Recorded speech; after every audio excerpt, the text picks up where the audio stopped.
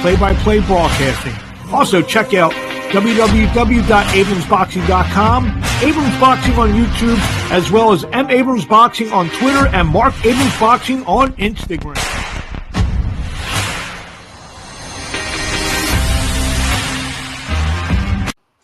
Hello, boxing fans. Welcome to another edition of the Abrams Boxing Show. I'm Marc Abrams, and we have a good show for you ahead of this week. We got all the news and reviews of and previews of the fights that are going on. A lot of stuff going on in the world of boxing. About to hit a good spot in March. Lack of a better term, a little March Madness. We'll be broadcasting live at the end of the month, live from Las Vegas for the David Benavidez Caleb Plant Fight Week. Doing podcasting every day live from the MGM Grand in Las Vegas. So let's get right back to it. This past Sunday in Saudi Arabia, Tommy Fury stayed undefeated, went to 9-0. He scored a 8-round split decision over Jake Paul. Paul goes to 6-1 in a fight that even though the fight was in Saudi Arabia, had a lot of publicity worldwide. Did a heck of a job with that, and it was a good fight. I actually enjoyed the fight. It was competitive, and Fury got the decision by scores of 76-73 and 76-73 on two cards, 75-74 for Paul on a third card. Like I said, it was a good fight, and it was a fight that I want to see again. I had Fury ahead 75-74 on my unofficial card. Paul tried to load up on power shots. Fury was very effective with his jab. He showed, the boxing, experience that maybe Paul, I don't know what you would say lacking, but maybe didn't have at this point in his career. But the two fought on even terms. Paul got the knockdown in the eighth and final round, but it wasn't enough for Jake Paul. And it looks like he's going to invoke that rematch clause for later this year. So, we'll see if they do it again. The co-feature saw 39-year-old Badu Jack become a three-division world champion as he stopped Ilanga Jr. Makabu in the 12th and final round to win the WBC Cruiserweight Championship. Jack dominated the fight for the most part, and he dropped Makabu early, I believe, round 3, and he actually was round 4. And just dominated the fight and stopped Makabu in the 12th round. And you figure that a year ago, Canelo Alvarez, you can see why he maybe wanted to face Makabu to pick up a cruiserweight champ. I would not be surprised after Canelo Alvarez gets through his fight with John Ryder that's supposed to happen May 6th in Mexico. Maybe we see a Canelo Alvarez-Badu Jack fight for the World WBC Cruiserweight Championship. That could be very interesting fight. Badu Jack fought very well, a lot better than he did in his fight against Richard Rivera this past summer. So kudos to Badu Jack becoming a three-division world champion. Buddy McGirt trained Zayed Al-Malouf, who's from Saudi Arabia, got dropped in the first round but came back to win a unanimous decision over Ronald Martinez. Scores are 38-37 across the board. Kid I know pretty well, Musin Kaysen, scored who's the younger brother of Hakeem Rockman, scored a first-round stoppage over Tyrell Jafarov. Kaysen now is 11-0 with 8 knockouts. And to kick off the festivities Sunday in Saudi Arabia, Badir Samarin went to 8-0. He scored a stoppage over Villarreal Simeon, 86 seconds. And Samarin got the victory. Saturday night in Minneapolis, Minnesota, Subriel Matias became the IBF 140-pound world champion with a fifth-round stoppage over Jeremias Ponce. Terrific fight. If anyone has a chance to see the Showtime televised fight, if they didn't see it, awesome fight. Two stood toe-to-toe and wailed away on each other. Matias started breaking Ponce down in middle round 5. You could see that Ponce's output started slowing down. A late round knockdown from Matias, who's now 19-1 with 19 knockouts. Ponce's now 30-1. And after round 5, Ponce and his corner had enough, and the fight was was stopped, and Matias is now he's a serious name in the 140-pound division already. Him and Regis Prograis has been going at it on social media. That's actually a pretty mouth-watering fight between Prograis and Matias. Two big punchers, and I think that's an awesome fight if it happens. I expect Matias to maybe make a couple defenses, build his name up a little bit more, and you'll maybe see him in Prograis at some point. WBA number 10 ranked welterweight Jamal James won a 10-round unanimous decision over Alberto Palmetta. Scores were 99-91, 98-92, and 98-92 for the Minneapolis born and bred Jamal James. And kicking off the televised portion, the Showtime televised portion of the bout, super lightweight Elvis Rodriguez went to 14-1-1. As he scored a hard-fought 10-round majority decision over Joseph Adorno. Adorno now 17-2-2. Scores were 95-93, 97-91, and one card right even, 94-94. Adorno was dropped twice in the fight, so that seemed to be the difference. Could have been the difference. Could have been a draw if Adorno stays upright in those couple rounds. Showtime, their YouTube and social media channels showed a couple fights before the big broadcast. Local favorite Vashon Owens scored an upset over former world-ranked contender Kadridilo Abukakarov. 10-round unanimous decision, scored 91, 98, 27, 93 for Vashon Owens, who's now 14-3. Kakarov goes to 18-2. Upset sauce. Willie Jones go to 9-2. He scored his 6 knockouts. He stopped unbeaten prospect Eric Jackson. He was now 10-1. First round stoppage over Jack Spencer, went to 3-0. Not just second knockout, first round stoppage over Margarito Hernandez. So Spencer is the younger brother of junior middleweight Joey Spencer, will be fighting later this month on the Benavidez card against Caleb Plant. He'll be fighting Ramos, Jesus Ramos in the co-feature bout. Former two-division world champion Guillermo Rigondeaux stopped Jesus Martinez in the first round of a fight that I had the pleasure of broadcasting from the Hialeah Park Casino in Hialeah, Florida, live on BXNGTV.com. First round stoppage for Rigondeaux, who's now looking.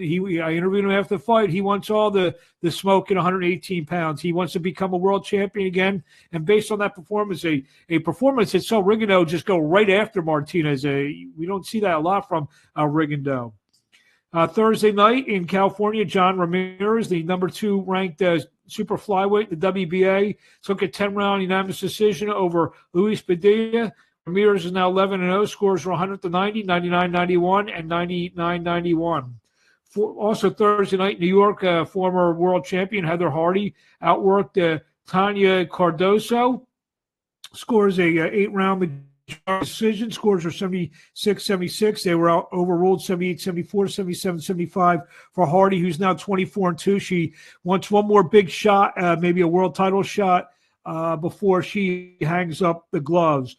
Wednesday night, Richard Van Secklin and Manuel Gallegos battled to a draw. Scores were 96-94 for Gallegos and 95-95 twice. That was on ProBox TV from Plant City, Florida.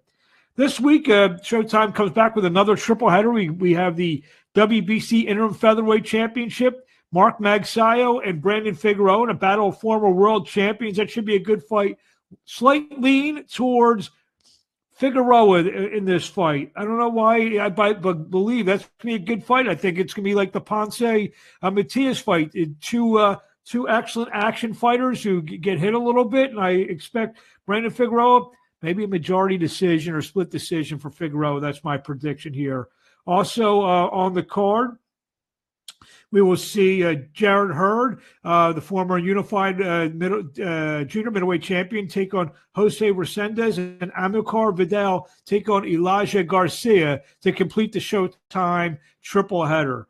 Also, Saturday night, I'll be in Newtown, Pennsylvania, BXNG TV. We'll have Isaiah Johnson taking on Arturo Sanchez, a 9-fight card, RDR Promotions. And on WatchBoxing.tv, Torres and Gomez Promotions, along with Chiro Perez, live fight card from the Dominican Republic, 7:30 p.m. on WatchBoxing.tv. So that's the action this week. I also had a chance to talk to a rising prospect who's coming off his first loss, big 6'9" heavyweight named Christian Thun, and this is how the interview went. Now joining us on the line is once beaten heavyweight Christian Thun, who's be back in action in a couple months. Christian, originally from Germany, now fighting out Miami, Florida. How you doing today? I'm very well. Thank you, Mark. Thank you for having me. My pleasure. My pleasure. So, for fans out there who haven't seen a lot of you, tell us a little bit about yourself. You're 8-1, 6 knockouts. Tell us a little bit about yourself, your amateur career. When you started boxing and everything. Okay, so as you just mentioned, I'm German, but I'm actually Italian as well. My father is German. My mother is Italian. I was born in Germany. I then moved to Italy when I was 6 years old with my mother, to then move to the UK, London, when I was 13. So I've been somewhere all over the shop. I moved to Miami around 4 years ago, and I love it out here. And this is the place where I want to. I came essentially to train and to take my career to the next level, as they say. I've had, going back to my amateur days, I started to box when I was in the UK, in England.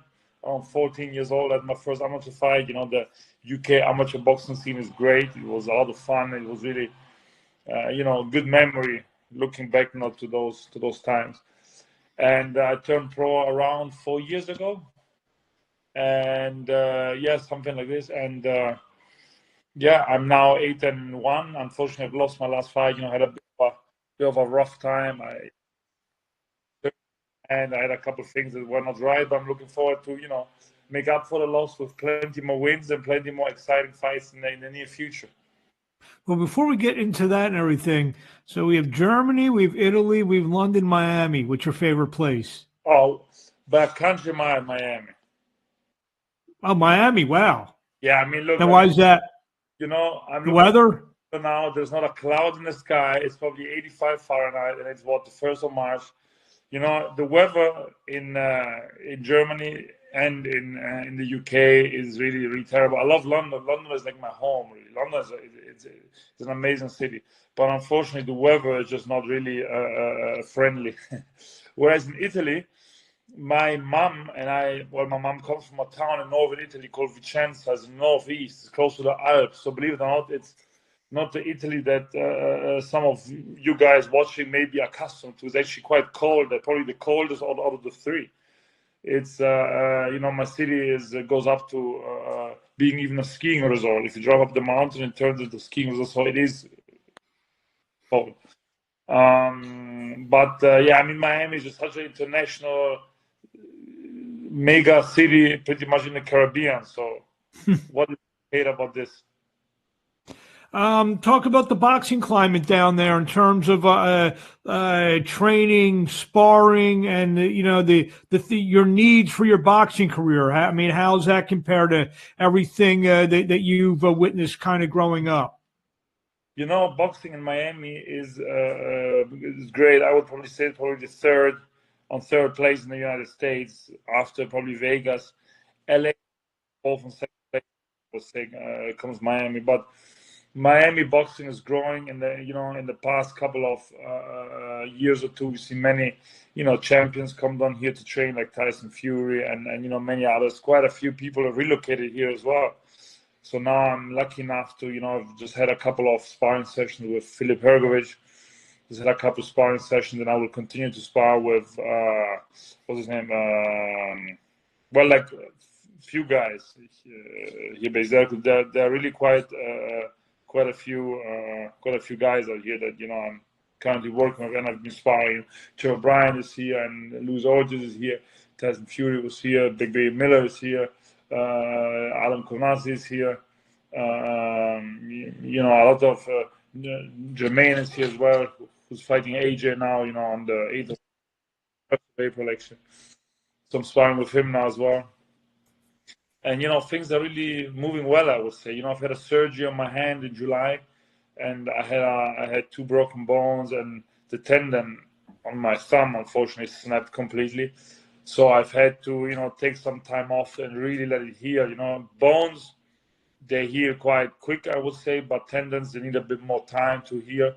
I have a screw in my finger now, which keeps everything together.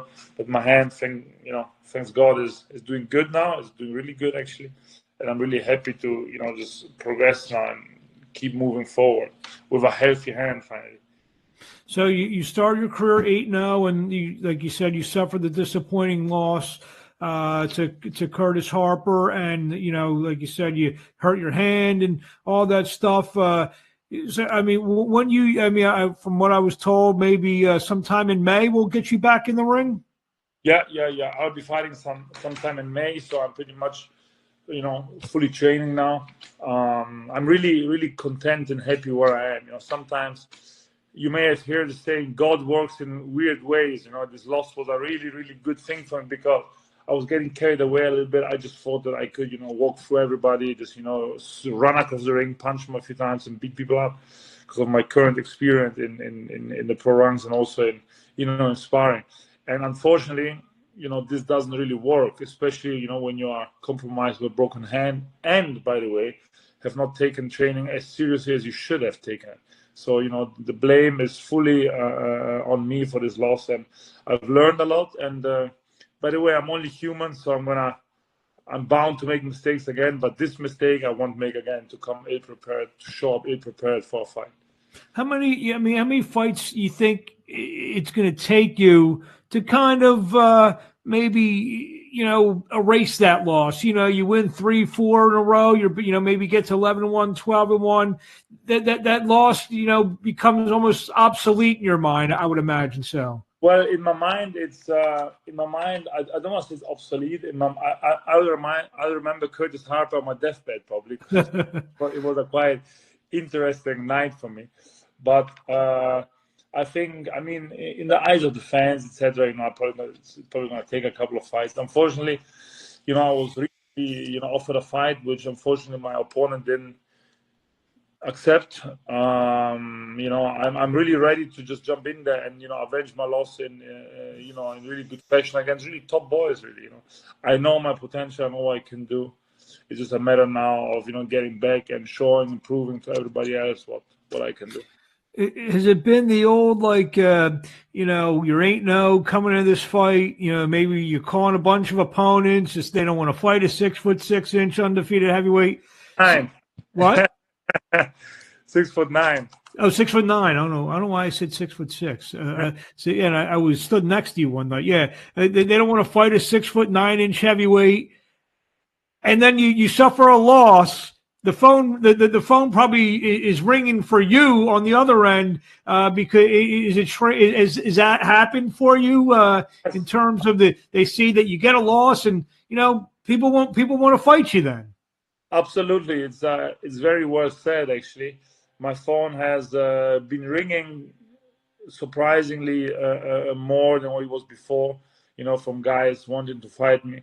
However, I believe that people also know that something was wrong in that fight. They've seen my previous fight, maybe, or the previous 2 fights. In this fight, they knew something was off. And it was a well-documented injury that I've had. So probably people know that there was some sort of complications in the camp and on the night, of course. Still, my phone's been ringing, and there were a couple of offers which unfortunately then were turned down kind of last minute by the fighters themselves, probably because they know that that was really just a shadow of what I can be, and they rather fight somebody else who they're certain that they could really beat. Basically that's I believe the main thing. But for sure, the phone started to ring, and you've had plenty of people that were asking left and right. But unfortunately, when it came to it, they never accepted. I think I asked you this when I saw you a few months ago. Being that there aren't many 6'9" heavyweights around there, surprisingly, you have not really been called into camp to maybe work with some potential Tyson Fury opponents, just to give them the same size look and everything like that. You haven't gotten those calls to to go to those camps. Does that surprise you a little bit? Well, you know what? Actually, it is a bit of a funny one because I'm actually, I'd say Tyson Fury and we're cool with each other, and I used to spend a lot of time. I spent a lot of time with Sugar Hill as well. Mm-hmm. He writes for me to go and spar with his opponents. Oh, it's business. Got to put food on the table, don't you? Yeah, I know for sure. But if for example I'd be called in to spar Usyk, I would probably go and spar Usyk just because I have not done that yet. Yeah, sparred a really top. I mean, I've sparred Lewis Ortiz, but I have not sparred somebody in the likes of Usyk. So I would probably go and do that. But yeah, I mean, I've been called in for. I mean, I sparred pretty much everybody. I mean, I really sparred so many people. It's actually really shocking. Like the list of people that sparred is really crazy, from Vladimir Klitschko to Joshua to Tyson Fury to Lewis Ortiz to Efa Jagba, Jared Anderson, Big Baby Miller. I mean, so many people. Really, it's. And I would imagine you've taken a little bit in every one of those instances. You probably taken a little bit from all those experiences and added it to your game. Maybe whether you did well or maybe not as well. You probably gained a lot of knowledge being in it. You just mentioned probably with the exception of Usyk, maybe most of the top 5, top 10 heavyweights out there. Absolutely, yeah. I mean, I've learned so much, in inspiring all of these guys. Other people say that you don't want to get the sparring partner mentality and all this stuff, but that's really up to you. Yes. You're saying like that you go to school and you don't want to get this like a school mentality once you go to work. It's just so silly, this kind of thing. You go there to learn to perform, and if you don't perform, by the way, you get sent home really quick. So it's not like you just go there and just get punched around. It's actually a really competitive, and especially the camps of like Joshua and Fury and all these like really top guys. You get sent home like this. So you get back in the ring in May. What's the rest of 2023 look like in a perfect world? Are you trying to maybe get 3 in before the end of the year? Yeah, for sure. I'm going to get 3 fights in by the end of the year. It'll probably be, I mean, we'll see now. We'll see. I would probably imagine it'd be some mediocre fights with slow step-ups, kind of, But who knows? If the call comes and I get offered to fight any of, the current top guys out there, and the terms are fair, I take it. It's really, it's certain I would take this fight as long as the terms are somewhat fair, and I get a couple. I mean, I get like a 6 weeks, like a fair share for for the fight. Yeah, but 3 fights for sure. You mentioned, how many amateur fights did you have? I just want to step back a little bit. How many? 49. 49. So even though you were in another country, we see a lot of these fighters who are from, Germany and England, whatever. You hear 150, 200, 300 amateur fights. You didn't have that. You didn't have that mind. No, I did. Well, you know what? Actually, many of the fighters, I mean, in England, there's a very solid amateur circuit, but it's not as frequent. They don't have as many frequent events as, for example, like in Eastern Europe. I mean, Eastern Europe, you fight every other weekend, like in a sports hall. In England, you actually used to have proper dinner shows and hotels and really fight really, really good events, I believe it or not. At York Hall, I even fought as an amateur, And so it just takes a bit more time to just develop, I guess, because the system is different. And, in England, you only have 1 national tournament per year, really. I mean, arguably 2. It's the so-called ABAs. I lost in the London final against Joe Joyce on this particular year that I've taken part in the ABAs. And then, arguably you have another cup, like it's called the Box Cup, towards the end of the year. It's like a 4-day event or 5-day event or something. And I actually won that in 2013, 14, 12. I don't even know, like a while ago. So yeah. I mean, mainly in Eastern Europe, they just have hundreds of fights. It's crazy. They fight every weekend on like in an empty sports hall kind of. So the commission is very organized there to just like a factory, just keep making events and events. Last question before I let you go. You mentioned some of the heavyweight fights. I just want to get your predictions on a couple of heavyweight fights. Should Fury Usyk fight? Who do you like? Fury. I think Fury's going to win just because he's. I really think that he's just too big, and he's going to box him at length, like we used to see him perform, like maybe like 2-3 years ago. And I think that he's just going to stick it around, and once he lands, he can also hurt you. He can really bang as well, Tyson. So I really think that he's going to. He has Usyk's number. A fight that's supposed to go to purse bid. You just mentioned you've been working with Filip Hrgović. He rumors him fighting Andy Ruiz. What do you think of that one? It's a good fight, actually. It's a really good fight. This is. I really like both. I really can see both doing well in this fight. It's a matter of who manages to be more stubborn with their strategy. Andy Ruiz is very good at making you fall asleep. He just plots around the ring, and suddenly he just explodes. And you think that you're pretty much just cruising, and suddenly just explode with like 2 or 3 really intense actions, which may really hurt you. So Filip Hrgović is going to have to keep him at distance at all costs, and stay sharp throughout the entire 12 rounds. And Andy Ruiz, in order for Andy Ruiz, he's going to have to close the gap, as we all know. He's going to have to counter in between the shots that Filip Hrgović throws, and do some damage there. It's a great fight. I'd really like to see that fight as a pure boxing fan.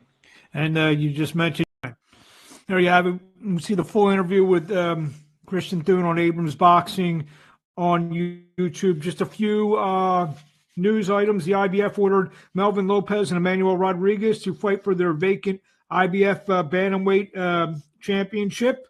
Amanda Serrano got hurt, so May 20th will be pushed back for a big rematch in Ireland against Katie Taylor. Big Baby Anderson will take on George Arias on April 8th as the co-feature for Shakur Stevenson and Yoshina. Also, Keyshawn Davis will take on Anthony Yiggett on that card, broadcast live on ESPN. The big fight was announced on Friday between Gervonta Davis and Ryan Garcia. That fight will take place on April 22nd in Las Vegas. Date to be determined. We will be there live all week from Las Vegas. Can't wait for that one. Also, the WBO mini flyweight championship was won by Golden Boy Promotions. The purse bid, Oscar Collazo against Melvin Jerusalem. Let's see here, another one. The WBC ruled that Conor Benn has been reinstated following his failed drug test back a couple months ago when he was supposed to fight Chris Eubank Jr. So, that's it. Like I said, we're up against it. Christian Thun it was a great interview, so we let it run a little bit longer. I'd like to thank everyone for joining us this week. We will talk to you next week live on the Abrams